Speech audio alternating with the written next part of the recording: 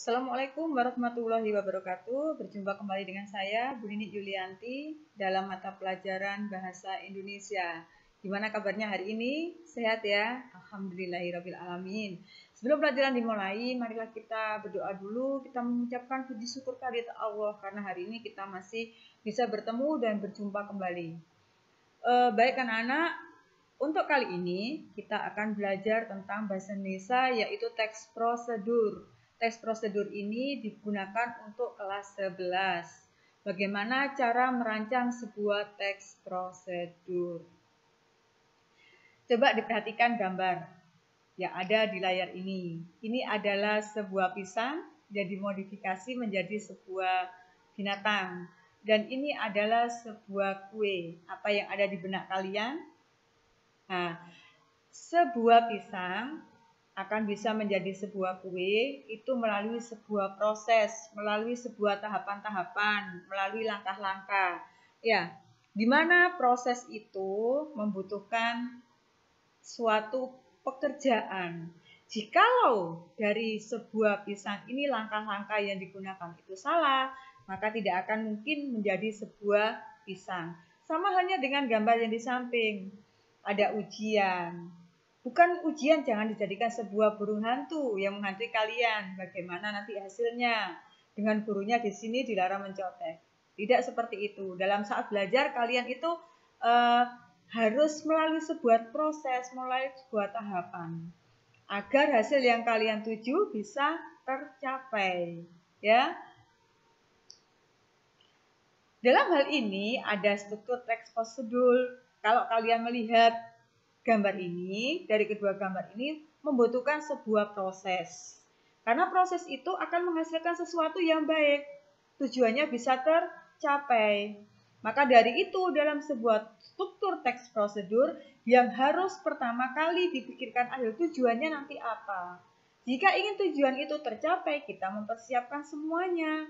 Materinya apa, alatnya apa, bahan-bahannya apa.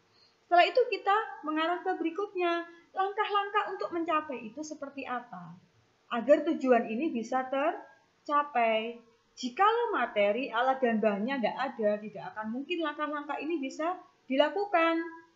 Kalau ini dan ini tidak ada, materi, alat atau bahan, langkah-langkahnya tidak dilakukan, maka tujuan yang dicapai pasti tidak akan terpenuhi. Tidak akan ada hasilnya.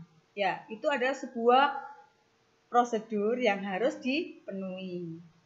Kita ulas kembali pada pelajaran kemarin bahwa teks prosedur itu merupakan teks yang berisi tujuan dan langkah-langkah yang harus diikuti agar suatu pekerjaan dapat dilakukan. Jika langkah-langkah ini tidak diikuti, tidak dilakukan, maka tujuan itu tidak akan bisa tercapai. Baik, coba kalian perhatikan, ini ada beberapa gambar, ada A, ada B, ada C, dan ada D. Dari gambar yang kalian lihat ini, dari mulai A, ini langkah pertama, yang B langkah kedua, yang C ini langkah ketiga, yang terakhir adalah D. Ini merupakan hasil akhir dari apa yang sudah dilakukan, mulai dari awal A, B, C, dan D. Jika salah satu ini tidak dilakukan langkah-langkahnya, mungkin hasilnya tidak akan maksimal, tidak akan terpenuhi, dan tidak akan baik. Maka langkah-langkah ini harus dipenuhi karena itu merupakan sebuah prosedur. Nah, dari sebuah prosedur ini yang telah dilakukan, maka bisa dibuat untuk menjadi sebuah teks, sebuah tulisan. Di mana tulisan itu nanti jika orang lain ingin melihat, ingin melakukan, bisa membacanya dengan baik tanpa ada rasa ragu-ragu. Next, ini adalah strukturnya. Seperti yang di awal tadi, jika ingin mencapai sesuatu, tujuannya harus ditentukan dulu, hasilnya ingin dicapai, dan langkah-langkahnya seperti apa. Cara mengerjakannya harus benar agar tujuannya bisa tercapai. Ya, itu adalah struktur dari teks prosedur. Pada saat membuat struktur teks prosedur, ada beberapa hal yang harus diperhatikan. Pada saat menulis petunjuk untuk melakukan sesuatu, itu harus yang pertama, Petunjuknya untuk melakukan sesuatu, petunjuknya menggunakan sesuatu, dan petunjuknya membuat sesuatu. Karena petunjuk itu sangat penting. Kalau tidak ada petunjuk, orang lain tidak akan bisa melakukan. Atau diri kita sendiri tidak akan bisa melakukan jika kita membaca, jika kita ingin melakukan. Baik, ini adalah contoh dari sebuah teks prosedur. Yang pertama, kalian baca ya. Proses pembuatan layang-layang, diperhatikan strukturnya, diperhatikan bagian-bagiannya. Dicermati dengan baik. Disesuaikan, kalian cermati dengan struktur teks prosedur yang telah kalian baca tadi. Next, teks berikutnya. Ini langkah-langkah kerjanya untuk membuat layang-layang.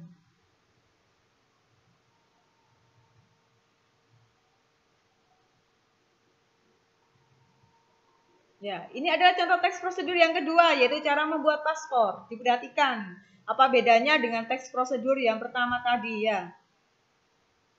Gimana cara membuat paspor? Diperhatikan betul ya, nanti dibandingkan dengan teks yang pertama. Teks kelanjutannya.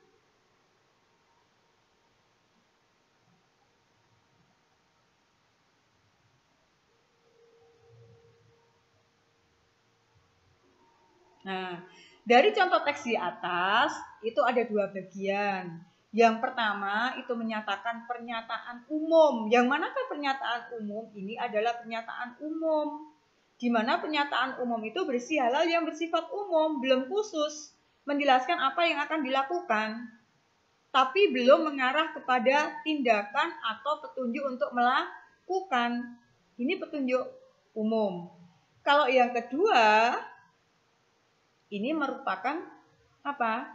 Langkah-langkahnya, tahapan-tahapannya, apa yang harus dilakukan.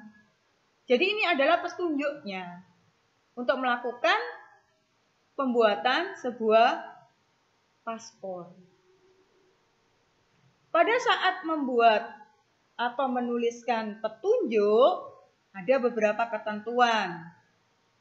Petunjuk tersebut disusun berdasarkan urutan atau tahapan mengerjakannya. Lebih baik jika petunjuk tersebut dilengkapi dengan gambar yang sesuai dengan isi petunjuknya. Petunjuk itu yang pertama, dari hal yang penting ke hal yang tidak penting. Yang kedua, dari hal yang umum ke hal yang khusus. Yang ketiga, dari tahapan awal ke tahapan akhir. Dan ciri-ciri dari syarat pembuatan sebuah petunjuk yang pertama harus jelas, tidak membingungkan dan mudah untuk dipahami. Yang kedua, bahasanya digunakan runtut. Yang ketiga, menggunakan nomor urut. Yang keempat, menggunakan istilah yang lazim, yang umum. Dan yang kelima, petunjuk dapat dilengkapi dengan unsur gambar. Yang kedua yaitu logis. Penjelasannya tidak berbelit-belit, mudah dipahami. Yang ketiga, singkat, yang menyantumkan hal-hal yang penting. Kata-kata atau kalimat yang digunakan tidak ada yang berulang, tetapi dapat mencakupi keseluruhan proses yang dibutuhkan. Penggunaan kata-kata fungsi untuk memperindah petunjuk tidak perlu untuk dicantumkan. Ya, jadi kata-katanya harus baku dan mudah dipahami oleh orang lain. Coba perhatikan, ini ada beberapa dua video yang kalian cermati dulu nanti ya. Ini video yang pertama. Maaf.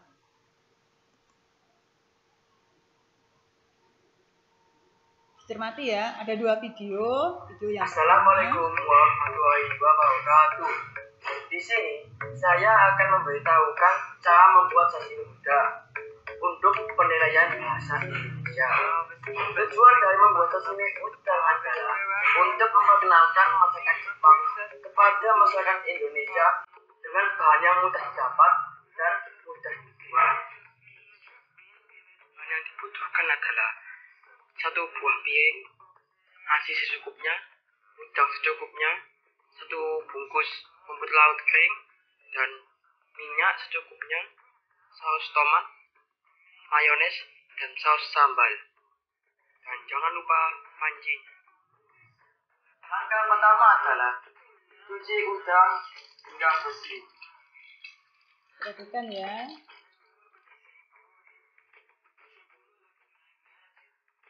Langkah kedua, tuangkan minyak dalam panci dan panaskan minyak. Langkah ketiga adalah masukkan udang ke dalam panci dan goreng udang hingga matang.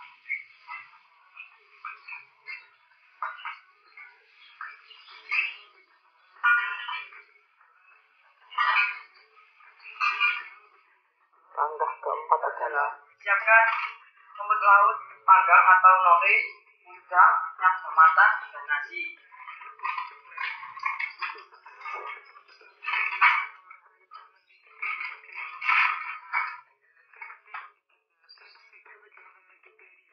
Langkah kelima adalah buat nasi godong.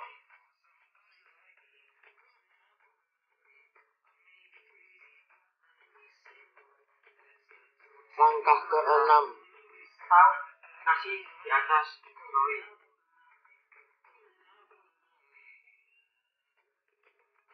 Langkah ketujuh adalah taruh udang di atas nasi. Kedelapan adalah gulung nori sedang manja. Dan dibuatlah berulang-ulang. Langkah ke-9 adalah siapkan piring saji. Langkah ke-10 adalah tambahkan mayones,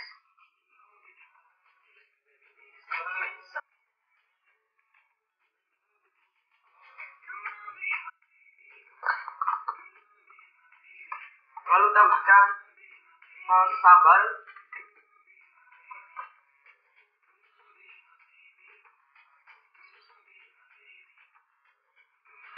dan tambahkan saus tomat.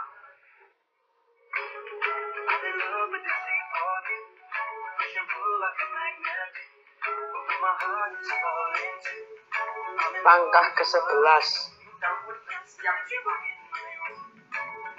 Terima kasih telah menonton dan selamat mencoba. Nah, itu adalah video yang pertama. Sekarang video yang kedua ya.